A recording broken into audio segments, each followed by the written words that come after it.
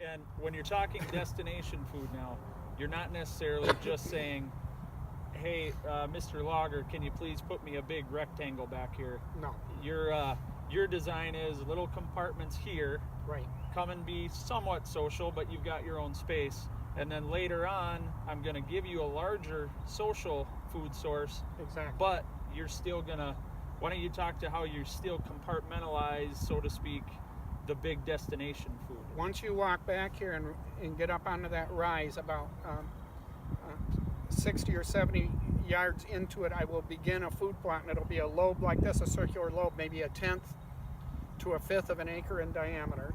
And then it'll narrow down and it'll wind through the woods, and then when I get an appropriate spot, I'll open up and then narrow it back down, and it'll wind for several hundred yards through the woods, creating 3 or 4 acres. But what it does is creates different destination food. It's enough food to actually last the deer into the winter. It's enough to be a destination feeding spot where they might stay there for 2 or 3 hours after dark even. But I've got them all collected together in the middle of my property. And these food plots will be very, they will be things that they can't get in the surrounding fields. The surrounding fields are going to have 3 things. They're going to have mainly Timothy hay, because we're mostly feeding horses with the hay around here, corn and beans. And in here, they're going to get 15 different kinds of seeds, everything from rye, oats, wheat, triticale, all those greens, different kinds of greens. They may get a taste for one or the other, so why not plant all 4 of them in one little area like this?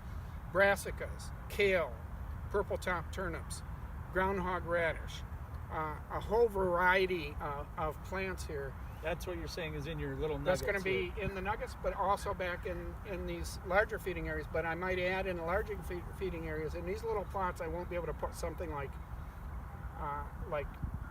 forage peas, for example, because they'll just they'll eat them all like chocolate candy, and they'll ignore everything else. Right.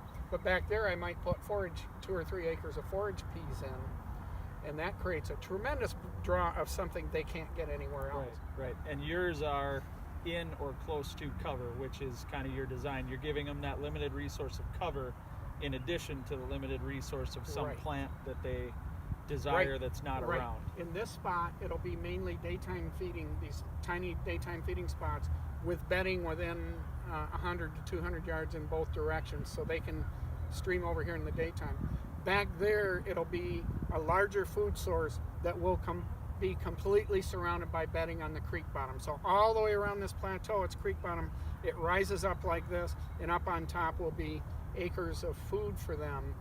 I have to cut hundreds of trees in order to create that, but that'll all be done within the next few weeks. Right. I've got a logger coming in to cut the big trees, and then I'll come in and cut the little trees and clear them back.